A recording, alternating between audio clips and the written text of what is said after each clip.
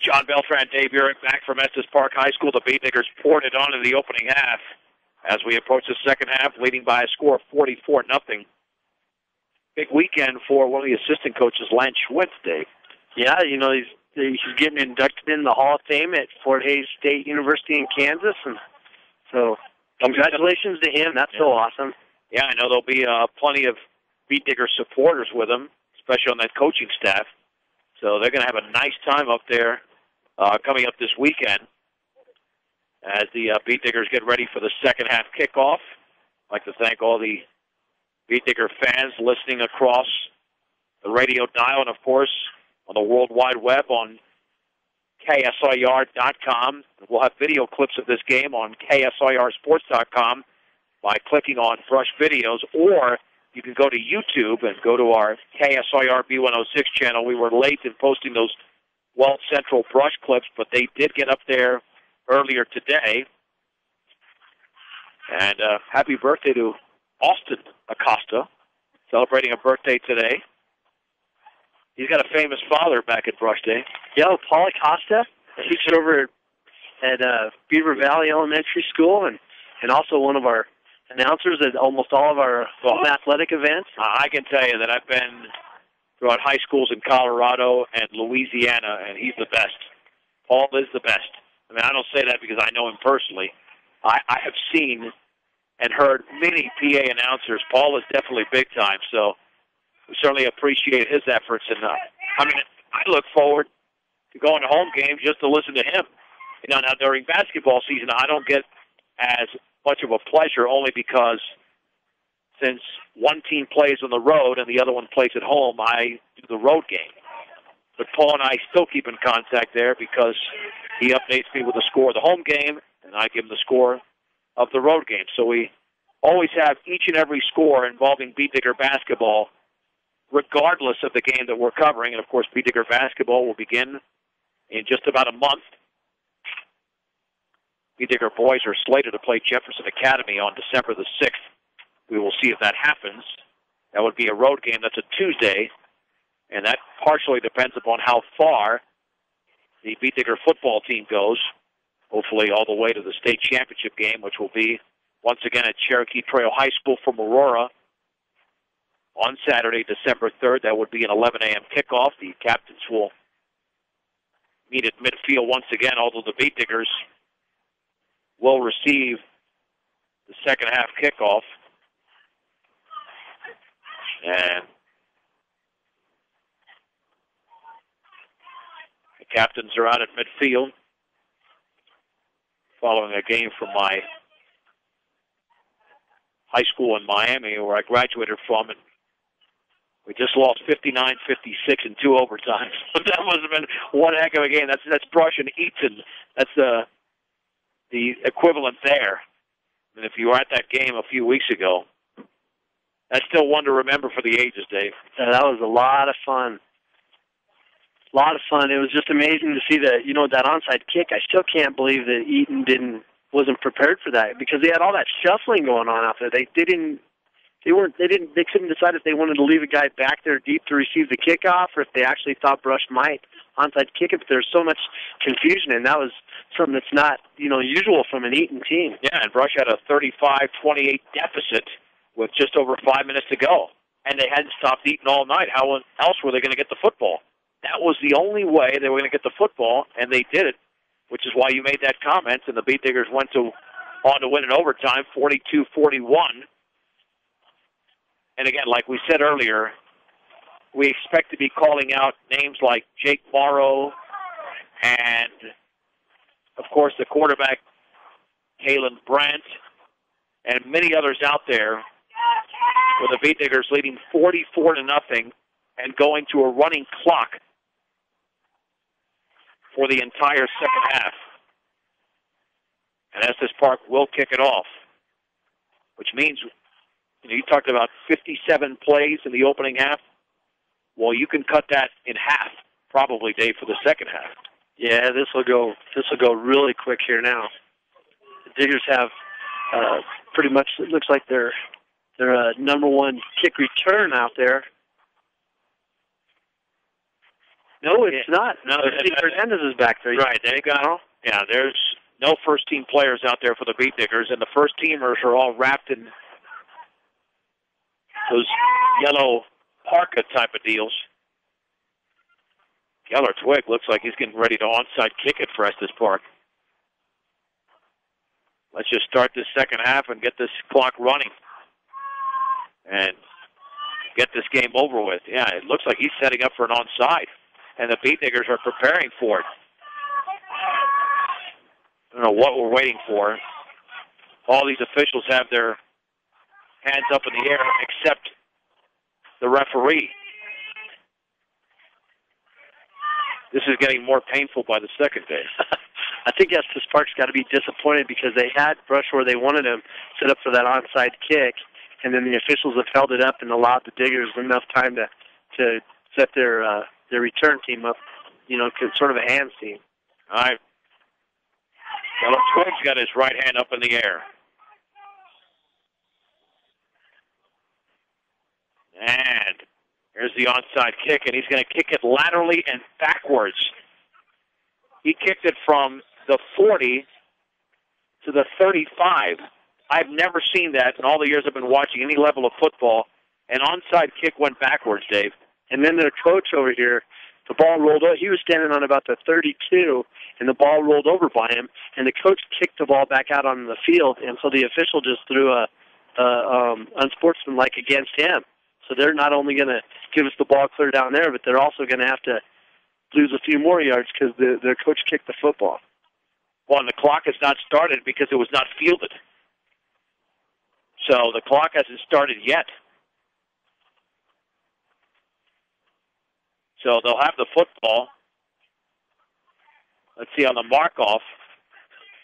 Like you mentioned, the ball was kicked out of bounds. Well, this second team might be able to score in a short field, Dave, with the football at the 27-yard line of Estes Park. Hey, this second team's run some pretty good offense against a lot of teams. Well, they scored against Weld Central last week. Eddie Arribas was able to score.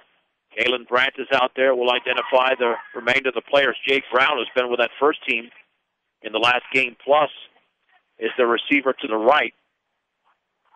We'll see plenty of Jake Morrow and in the backfield along with Izzy Hernandez from the 27. There's the handoff right up the gut. And that's a short gain for Jake Morrow across the 25 to the 24.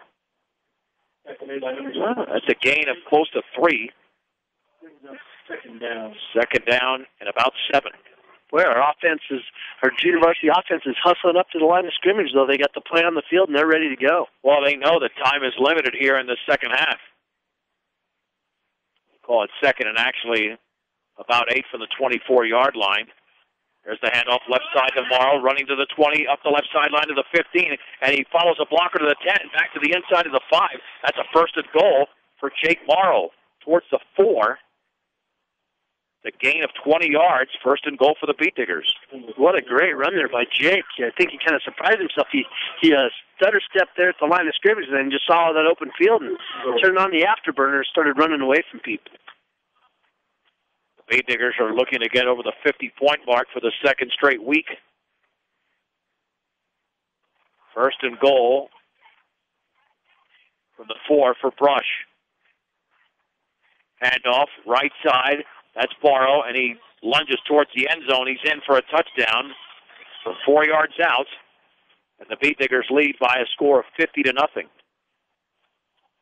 So there you go. That junior varsity offense looked pretty crisp with the offensive line was firing off.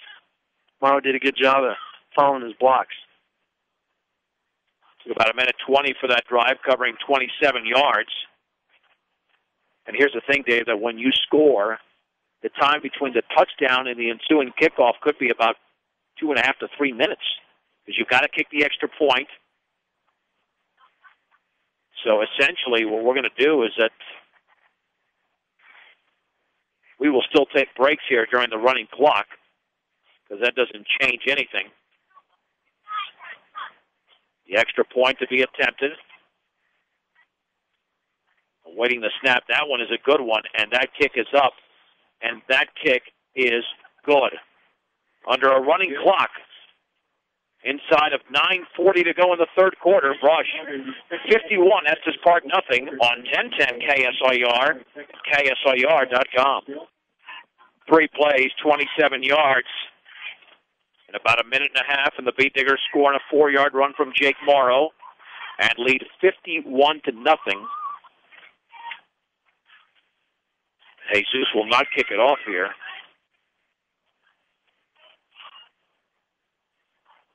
This instead will be Victor Lopez, a junior.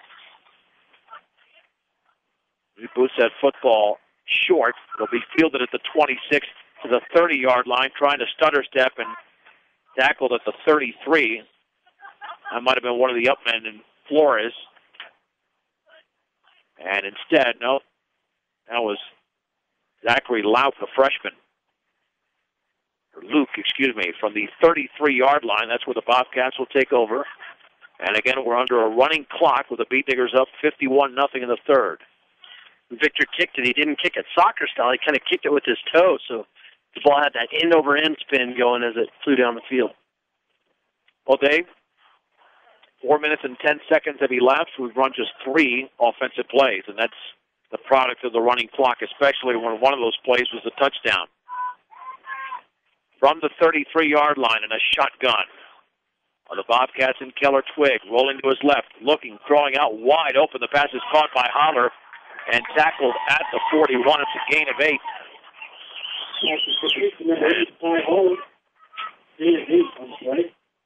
It'll be second down. After that gain of 8, the tackle was made. Second down and 2. We're under 7 minutes to go in the third quarter. Brush leads 51-0. Second and 2 for the 41 in a shotgun. 2-step drop now, rolling to his right is Keller Twigg, throwing underneath. That pass is caught by Klein at the 50-yard line. He's dragged down at the 46. Another first down. Let's see who caught that pass. That was David Klein. The gain of 13 yards. The clock continues to move. The officials will signal for the clock to stop, but that's simply out of procedure. The clock just keeps moving. So unless a timeout is called, the third quarter will expire in real time in 6 minutes and 15 seconds. First and 10 from the Beat Digger 46-yard line. Keller Twigg once again in a shotgun. Awaiting the snap. Back to throw, rolling to his left. He's a deep up the left sideline. Holler's out there. He makes the catch. First down inside the 20. Towards the 16, a gain of 30. Eddie Arribas makes the tackle for the Beat Diggers. That gives him 130 yards passing tonight. Levi Abbott is out there for the Beat Diggers, along with Tyler Stratman. We've named off a few of the others that are also in on offense. Of course, Izzy Hernandez, as you mentioned, Dave. Drew Carlin's over there at that left defensive tackle.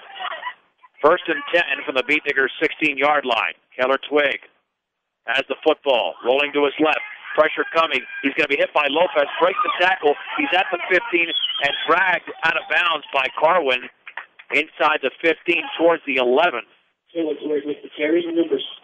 And he gets up limping. It's a gain of 5. Second down and 5 as Estes Park is knocking on the door. Under 5 minutes to go in the third. And the Beat Diggers up 51-0. Diggers are rotating quite a few guys in there and making sure they're getting in the game. Brandon Beering just hustled in there. He'll be playing the right defensive tackle. He's a sophomore. Second and 5 for the Bobcats at the Beat Digger 11. Klein is the outside receiver to the right, Holler to the left. In a shotgun formation. Keller Twigg, quick drop. Up the left sideline. That's going to be intercepted, I believe, in the end zone. Or is he going to be out of bounds by Arribas? There is a flag. That's going to be offensive interference. Because Holler pushed off. Are they going to credit Arribas with the interception? I thought he had a foot in, but no signal yet. I don't know why they keep turning off the light here in the booth. to keep that open. And let's see what the signal is. Dave, what did you see? Well, it's unusual. The official threw the flag. Eddie Arribas was able to come down with the pass. They might give him the interception, but the official took the ball, and then he ran back over there to the 10-yard line to meet the Whitecap as they discuss what they're going to do. Well, it's going to be offensive interference, but are they going to credit the interception? And while this is going on, the clock is running, and that's the issue. And the Bobcat fans don't like that whatsoever. But that's an interception by Eddie Arribas, so nullify the pass interference. And I think that's the right call, Dave, because he did pick it off with 1 foot in bounds before he was dragged out of bounds. Yeah, the Bobcat fans they're really getting emotional at the officials. They wanted the officials to let them keep the football and give them a chance to score a touchdown. Well, I mean, we have 9 minutes have elapsed, and we've only run 8 plays here in this third quarter. So the Beat Diggers had the football 1st and 10 at their own 20-yard line with Kalen Brandt under center. Jake Morrow and Izzy Hernandez are in the backfield. They're coming on a blitz. There's a handoff across the left side and a short hold there for Izzy Hernandez, maybe a gain of 1 to the 21. It'll be 2nd down and 9, and the Beat Diggers should be able to take this to the fourth quarter. Yeah, you just want to essentially get out of here as quickly as possible. Cargill Meat Solutions takes as much pride in the community just as they do in the products they provide to their consumers. Cargill Meat Solutions, part of the KSIR B106 scholarship program. Pitch right, and a huge gap up the right side to the 40-yard line for Izzy Hernandez. He's inside the 35 to the 30. Butler Troy's going to chase him down at the 10-yard line, but there is a penalty flag against the Beat Diggers up the field, and that's going to come back.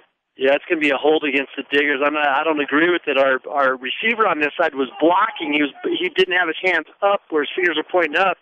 He had his fingers pointing down, and I think the official thought that he was holding on to him, but he wasn't.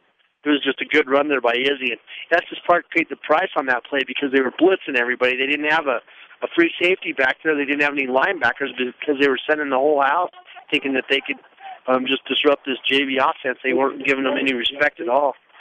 Yeah, that essentially nullified about a 69-yard gain. Your one-stop center for projects around your home, office, or yard is Ackley Building Center at 1402 Mill Street in Brush. The ball being marked at the 23. So give him a 12-yard gain and a 10-yard penalty, Dave. That's basically what that amounts to. 12 yards up the field for Hernandez and 10 yards backwards because of the holding penalty. 2nd down and 7 to go for the 23-yard line. In motion to the right is Stratman. Handoff, left side to Morrow. Drops the ball. He picks it up. He breaks a tackle at the 18-yard line. Still on his feet, breaking a 2nd tackle up the left sideline, close to a 1st down at the 30-yard line. Let's see if he got there. It's going to be a gain of 7 and a 1st down, and that's going to be the end of the third quarter. We're inside of 20 seconds. The Beat Diggers will not get off another play. With the score, Brush 51, Estes Park nothing. This is 1010 KSIR and KSIR.com.